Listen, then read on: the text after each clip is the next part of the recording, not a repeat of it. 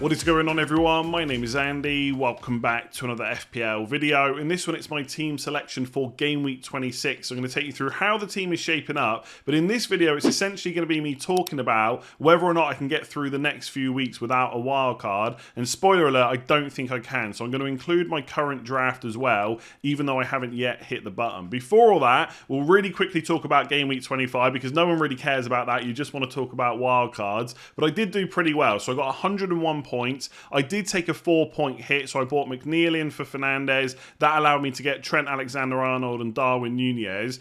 So although my overall rank isn't quite where I want it to be, I did go from about 530k to 392k, so it was a pretty good week overall. Lots of my double game week players got 10 or more points. So Trent, Gabriel both got 13 and 15 respectively, and then Salah, Odegaard and Saka were the other ones that all got 10 or more. Obviously, in hindsight, I wish I'd gone for Saka captain, but in the end, it was only a 4-point difference, and I was always going to go for Salah anyway. And I keep looking back to that Crystal Palace game thinking, what if that ball was just a couple of inches lower and hit the bar and went in? What if Jordan Henderson's head was a little bit smaller? But it is what it is. Fair play to anyone that captained Saka. The biggest disappointment was Darwin Nunez. Now, I know he'd picked up that knock, but given that he'd played against Real Madrid and Klopp just said there would be changes, I thought that he'd probably get benched in one game and play the other one, but he was completely ruled out of the first game because afterwards, Klopp said he got another knock to it and he couldn't move the arm, and we just didn't have that information. So although that was a bad move in hindsight, I don't really mind that I did it. He had a goal ruled out, so it could have been positive points, but at the end of the day, I took out Mitrovic and he didn't play anyway, so I would always take that punt on a double game week player. So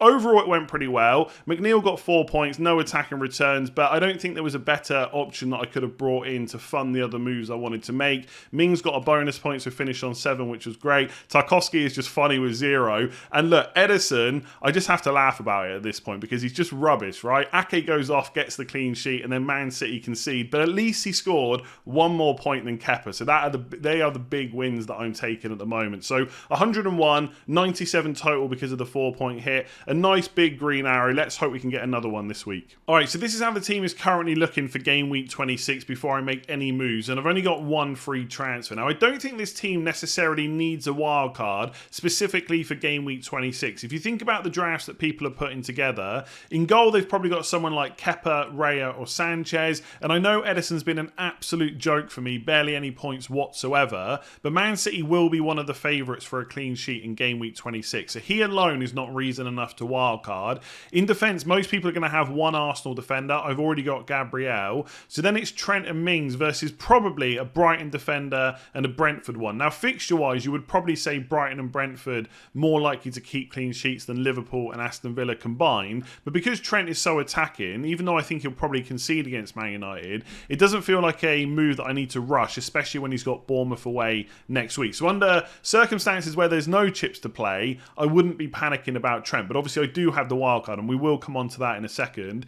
In midfield, most people are going to play 3-4-3 this week. They're going to have 2 Arsenal midfielders. I've got Saka and Odegaard, who are absolutely nailed on, and Rashford's going to be one of the other ones. So I've already got 3 of the midfield that most people are going to go for. And look, I've got Salah. Again, Man United at home is not a great fixture, but the guy is nailed on, great minutes, has penalties if Liverpool ever get one this season. And I think in that slot, most people are going to have Mitoma. Now, don't get me wrong, over the next few weeks, especially in 27 and 29, and then future weeks where there's loads of doubles, Mitoma is a great option. But is he much better than Salah this week? I would say probably not. So the biggest weakness is really the fact that I've got McNeil and Darwin Nunez, and a lot of people are going to have Tony and Kane instead. Now, I can get Tony in for Darwin Nunez, so then it's McNeil versus Kane. That is the biggest downside to not wildcarding this week, and I do think that a Game Week 26 wildcard probably outscores this team, but I wouldn't put a huge amount of money on it. I think this team for Game Week 26 looks pretty good.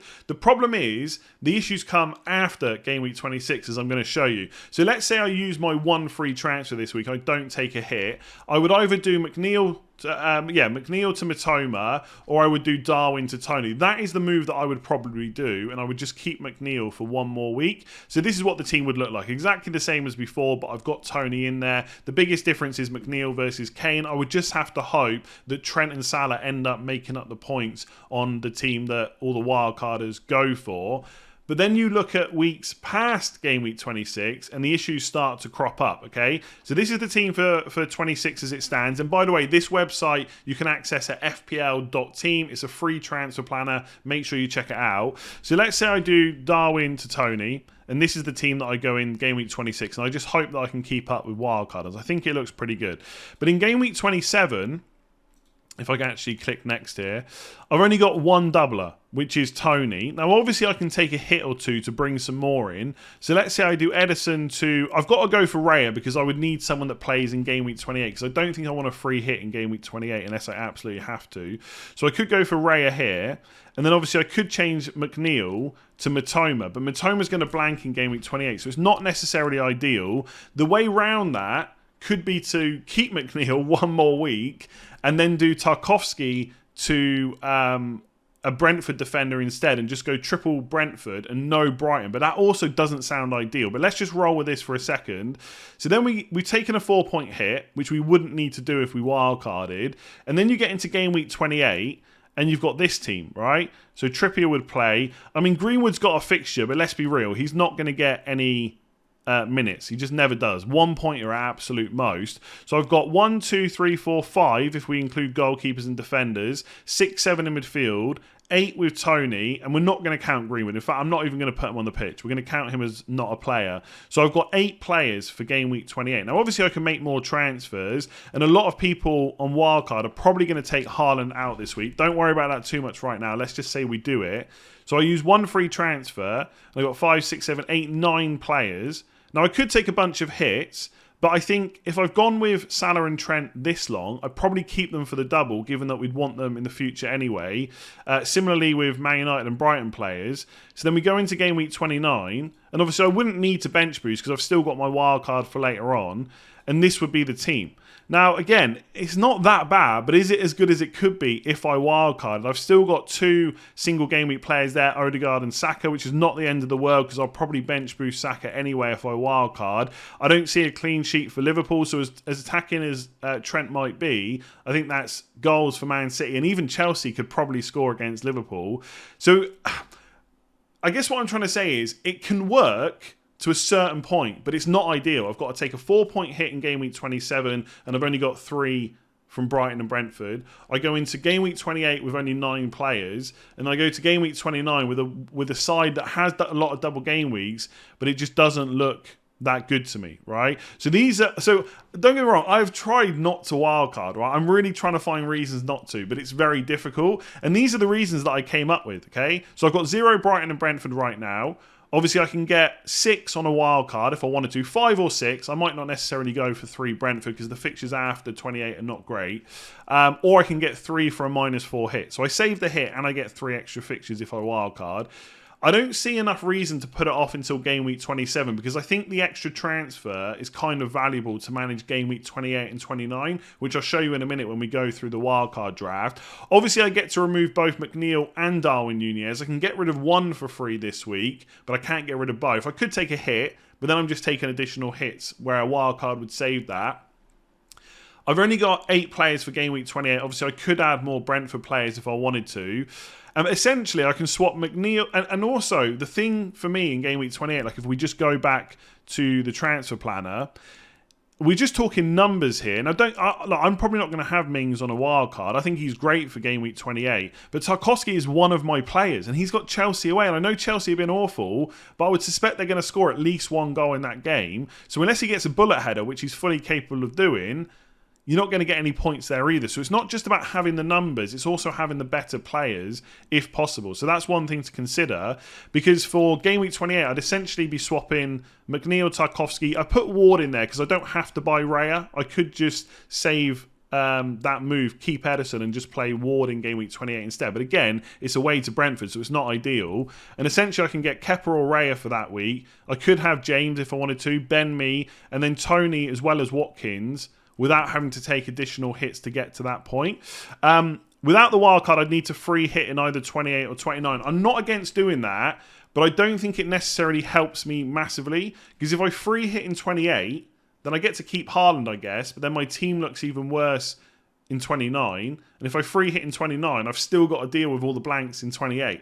So it doesn't really help my team enough, I don't think, to avoid using the wildcard. And by the way, I am kind of going into this video thinking I'm going to wildcard, so the way I'm talking is probably already kind of thinking that I'm going to do it. So there might be reasons I'm missing here not to wildcard, but I am struggling to find them. Yeah, there you go. Whichever week I don't free hit, the team won't look as good with a wildcard. Also gives a good bench boost, because the bench boost in game week 34 is probably not going to be quite as good now because of the number of teams that didn't go through in the FA Cup. And obviously for double game week 34, as we saw tweeted out yesterday by Ben Crellin, it's very likely that Brighton and Man United will double that week, as well as Man City and Liverpool.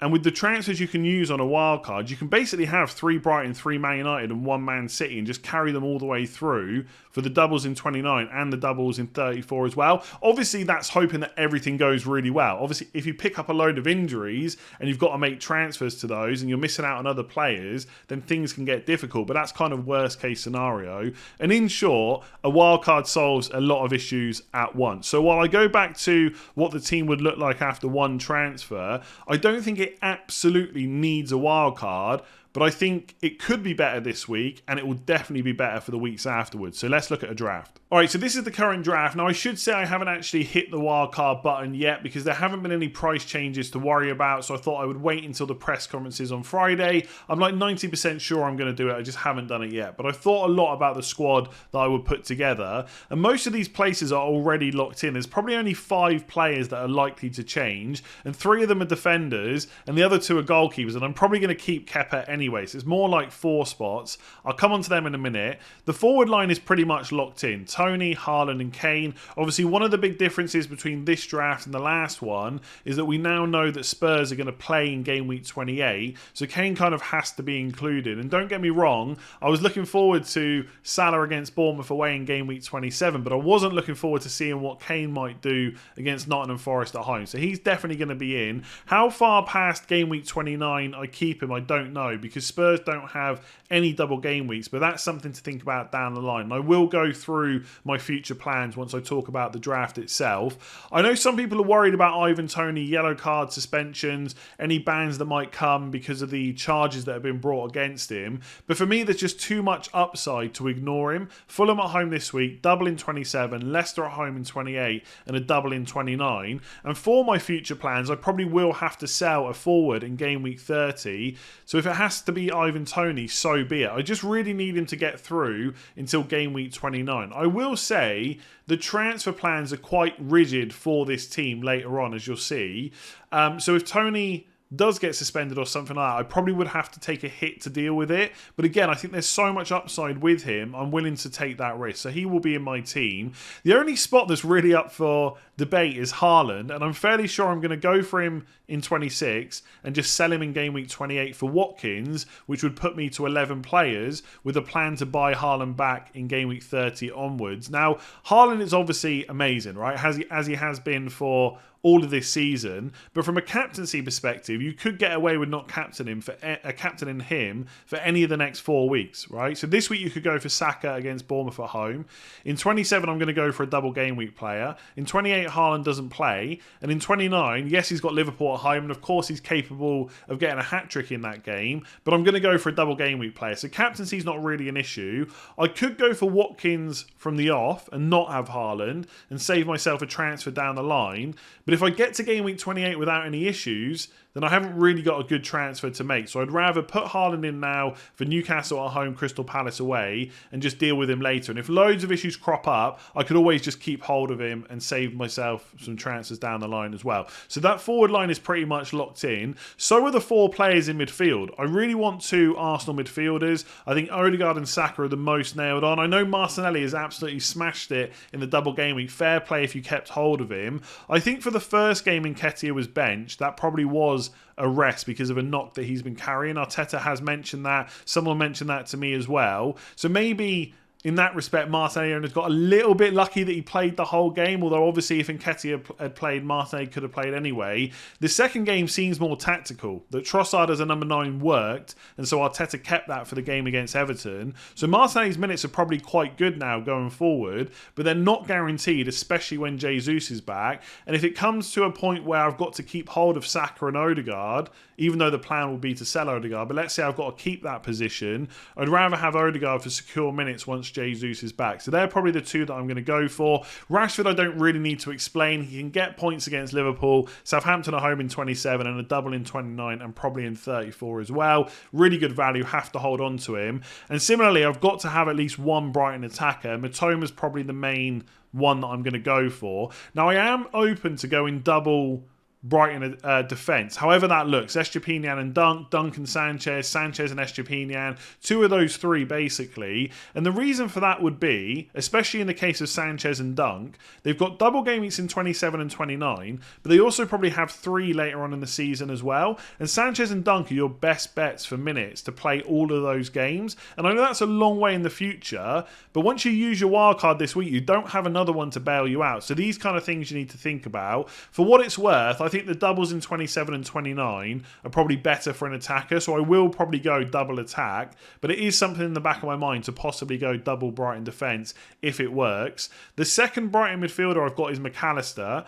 I probably will stick with him, but he is one of the positions that could change, possibly to March instead. The reason that a lot of people have got McAllister right now is he's playing as a number 10 because Lallana's injured, so he's closer to goal and a bit more open play threat than he usually has, and he's their penalty taker and he's nailed on. My only worry is, what if De Zerbi tries something else? And either way, McAllister's going to play, but he might play a bit deeper, and then his open play threat kind of goes out the window. You're very reliant on penalties. Whereas Mitoma and March are two of their most attacking players. So if we get to the press conferences today and De Zerbi says that March is fit, I might swap McAllister to March. I'm not completely set on that, but the other 7 forwards that are in the 11, the 4 midfielders and the 3 actual forwards, they're pretty much locked in. So are Gabriel and Trippier. I think Arsenal's fixtures, Bournemouth at home, Fulham away, Palace at home in 28. I've got to have him. The rough plan would be to change him in game week 29, possibly to Luke Shaw with a double game week if he's fit. And with Trippier, they play in 28, double in 29, and they've got another double game week in the future as well. So I've got to keep hold of him. The only choice really with goalkeepers, because I'm probably going to go for Kepa, because I think the Chelsea defence is actually pretty good. Even though the attack hasn't been doing very well, and I know they conceded to Southampton, etc., I think the defence is fine. They don't concede a huge amount of goals. Raya is a nice option because in game week 32 Raya will definitely play, whereas Kepa might not, depending on what happens in the FA Cup. But I actually quite like Kepa and Sanchez because that gives you a way to get out an extra outfield player in game week 28, because with Kepa and Raya they both play in 28, whereas Kepa and Sanchez don't. So you just play Kepa and you bench Sanchez, and instead of having Estepinian or Dunk, you just put that to a different player instead, like Ben Mee, sorry, not Ben Mee because I've already got him, like Pinnock or Henry from Brentford, and go for double Brentford defence instead of having one of their goalkeepers. So that's something that I'm thinking about. I just don't know if Sanchez offers enough as a goalkeeper in terms of saves and bonus versus Dunk, who gets bonus and has a bit of goal threat, and Estepinian, who's very attacking. But again, that is something I'm considering. So instead of Estepinian and Raya, it would be Sanchez and a Brentford defender instead, Rico, Henry or Pinnock. I do think Estepinian is the most exciting Brighton defender, very attacking, and he is someone that I want to go with. But again, thinking quite long term, where they've got to play an FA Cup quarter-final, they'll probably win that, so they'll have a semi-final. Loads of double game weeks means a hectic schedule. Is Estepinian going to play all those games? De Zerbi has talked about them needing to find a way to not have to play him all the time, or if he's out, having someone that could play there instead. I think Lamptey played there recently, for example. I don't think that's a massive worry about Estepinian's minutes for what it's worth, but I do think if I'm thinking long term with no wildcard to bail me out, is it just worth going for the boring Lewis Dunk option instead? Again, something I'm considering. And then really the only other players are Reece James and Ben Mee. Now Ben Mee, I think he's pretty much nailed, but I don't know if he offers enough. Even though he's the top scoring defender for Brentford, I don't know if he offers enough to pay the extra. So even if I don't go for a second Brentford defender, I'd probably just go for Rico Henry or Pinnock and just save the money. And I know money doesn't look that tight right now, even with Harry Kane in the team, but later on it might be, especially when I'm trying to get Trent and Salah back for their doubling game week 34. So I'll probably go for Pinnock or Henry over Ben Mee. And then it's just whether or not to take the risk on Reece James. Will his minutes be good enough?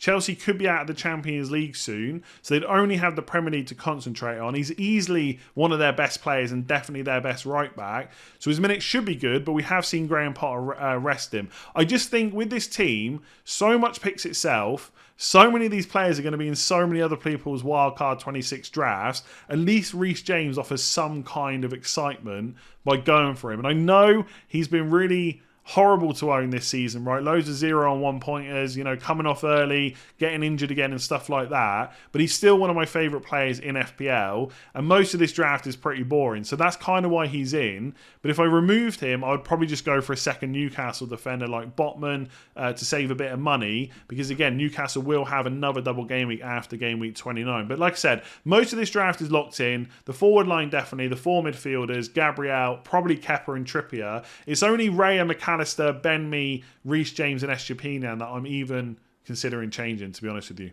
Alright, so for anyone that wants to continue listening, I'm going to go through some future plans and thoughts because there's quite a lot to consider for the later game weeks, which might affect how you pick your draft in game week 26. So it's going to be a bit rambly, but I do think it'll be useful. And once again, I'm using the free transfer planner on FPL.team, so make sure to check that out. So this is the same draft you just saw. I don't need to talk about that too much. As long as nothing major happens, all you have to do in game week 27 is play your double game week players. You'd probably play Trippier at Wolves at home ahead of James and Gabriel, but again, that's a decision you can just make in game week 27 itself.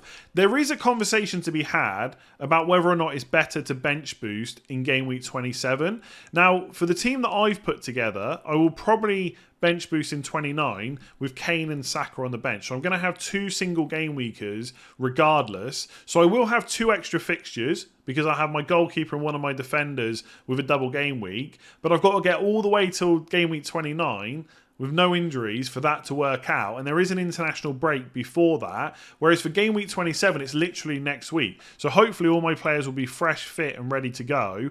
And I know they've all got away games, but Arsenal and Chelsea with Leicester away and Fulham away is not that bad, right? And in most weeks, you're not going to want to bench the likes of Odegaard, Reece James anyway. So it is tempting because then from 28 onwards, you're only focusing transfers on your first 11. You're not worried about the bench you get out in game week 29. For what it's worth, right now, the plan is definitely to bench boost in 29, but I am open to doing it in 27 instead. So just something to think about with your own team. Also, ignore the captaincy. I probably will go for Tony, but I'm not going to change that as we go through the weeks. In game week 28, obviously you would put on all your players that got games, even though it wouldn't really matter because they would come off the bench anyway, but we can see what it looks like. And the transfer would probably be Haaland to Watkins to give you that extra game against Bournemouth, the double in 29 as well, and then you get Haaland back in game week 30. Now, one interesting thing here, because I've put in Kepa and Raya, I've got 10 players in total. If we just reset this quickly and just go back to game week 26 when we're looking to wildcard, this is where Sanchez comes into play, because you could go for Sanchez and another, we won't worry about who it is right now, and a Sanchez and a Brentford defender instead. And you would just bench Sanchez for game week 26. And don't get me wrong, I do love Estepinian, so I'm not completely sure about this. But in game week 27, again, you would just bring all your double game week players on. It doesn't make a huge amount of difference. I'm not going to go through that all again.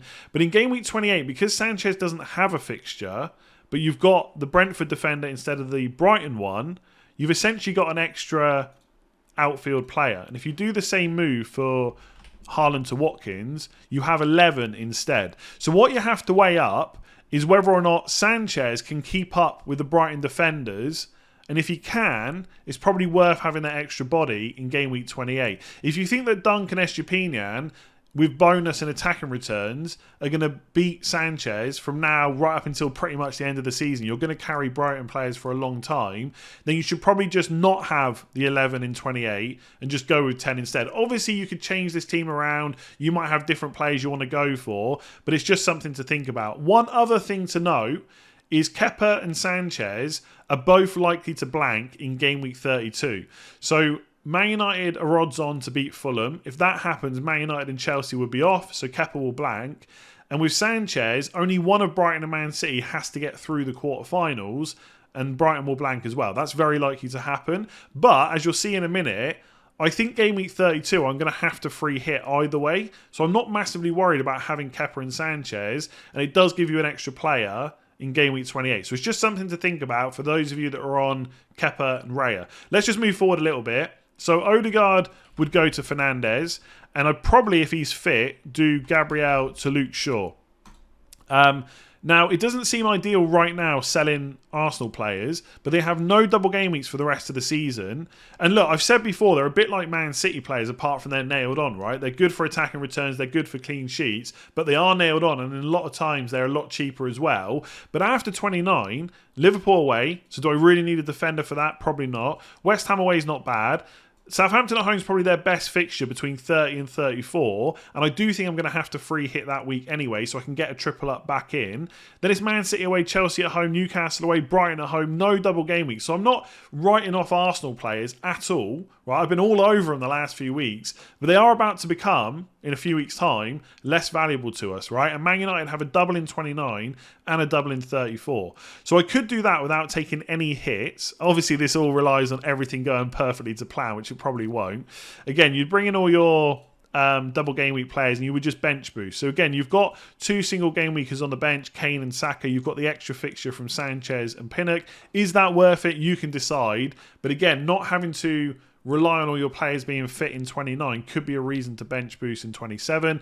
In game week 30, you've got to get Haaland back, I think. At least I would want him back. Now, the problem you're going to run into now, which is why I wanted to go through future plans, is Reece James, because of his price, blocks the ability to do Tony back to Haaland because you only have 11.2 million. Now, you could get rid of Kane instead. Brighton at home, it's an okay fixture, but in game week 31, it's Bournemouth at home. Do you really want to get rid of him before that? So again, what team you choose now is a big knock-on effect in terms of what you choose later. So without pausing the video here, I'm just going to reset all this really quickly. We're not going to go back through every single game week and show you what it looks like. But if I come all the way back to game week 26 and get rid of James for Botman instead, so a second Newcastle defender, I would obviously bench him. Now don't get me wrong, double Brentford defence is not that exciting, and that's what I was saying right at the start about I think my team looks fine, but let's just roll with it. So 27 you play all your double game week players, 28 you do the Haaland to Watkins move, and obviously Botman also plays in 28, so although you'd lose Reece James for Everton at home, you would still have that extra body because Botman would have Nottingham Forest away. You just have to hope that Newcastle keep a clean sheet. In 29, again, you do the same moves, Fernandes. There's a reason I'm doing this, by the way, because we're about to get to the free hit conversation. So you bring Luke Shaw in. Let's just say we leave it at that. So in game week 30, you then have the money to do Tony all the way back to Haaland. Only just, by the way, but I guess you could have Henry instead of Ben Mee. And then obviously you would put all these players back in. So you'd probably play one of your Brighton attackers and go with something like this. And in game week 31, like I said, Kane's got Bournemouth at home. Now, I'm not going to worry about the transfer in game week 31, but in game week 32, if I just click this projected fixtures, there's a lot of blanks for Man United and Haaland and your Brighton players. Bearing in mind, you don't want to get rid of your Brighton players because they've got 3 more double game weeks to come later on. You don't want to get rid of your Man United players because in game week 34, they're probably going to double against Villa at home and Brighton away. And so I don't see how I can get through game week 32 without free hitting, even if I had Raya instead of Kepa, right? Or Raya instead of Sanchez. So let's just put Raya in, and let's pretend that I've got this instead. So I'd play Raya, but I'd have Estupinian instead of my second Brentford defender. And I've only got like 7 players, I think. So if I just put this in here, I've forgotten exactly what I've got, but let's just see. 1, 2, 3, 4, 5, 6 players. 7 players with Saka. Now I would have 2 free transfers because I would have just started with Raya and Estupinian instead. So I would have 2 free transfers to use, but they're very difficult to use because what you'd be looking to do is get rid of Kane because he's not that valuable to you later on, because you'd want to start getting back Salah and Trent because they've got Nottingham Forest at home in 32 and a double in 34 most likely. But to do that, you've got to get rid of someone like Fernandes or Rashford. Well, they've got a double in 34 as well. Or you've got to get rid of Saka, but he's got Southampton at home. So I just don't see, unless Man United lose in the FA Cup, in which case Kepa and all these 3 Man United players would play against each other, I don't see how I get through Game Week 32 without free hitting. In which case, if I do that, I can carry all my Man United, all my Brighton, Haaland, all the way through from 29 through Game Week 32 blank into the double in 34, and I can get back my triple Arsenal for Southampton at home and triple Liverpool for Nottingham Forest at home. It just looks too good on paper not to do that.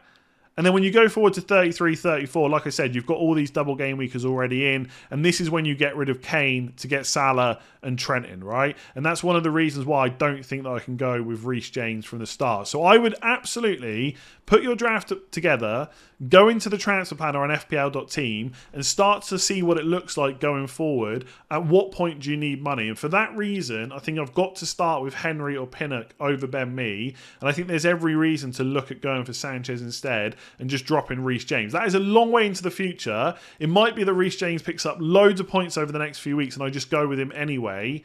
And later on, I try and figure it out and maybe use a couple of hits here or there because I'm saving a lot of hits now. I could just take them down the line instead. But that's what I'm thinking about doing. Ultimately, for the short term, no transfers in 27, possibly a bench boost. Watkins in for Haaland in 28, 2 Man United players in 29, and then just see what happens after that. But ultimately, if Haaland goes, he has to come back. So it is 2 transfers to get rid of him and bring him back. That's my rough plans. I've not even hit the button yet, but as you can tell, I've thought about it a lot. If you enjoyed that video, give it a like. Hit that subscribe button if you haven't done so already, and I'll catch you later on today for final thoughts.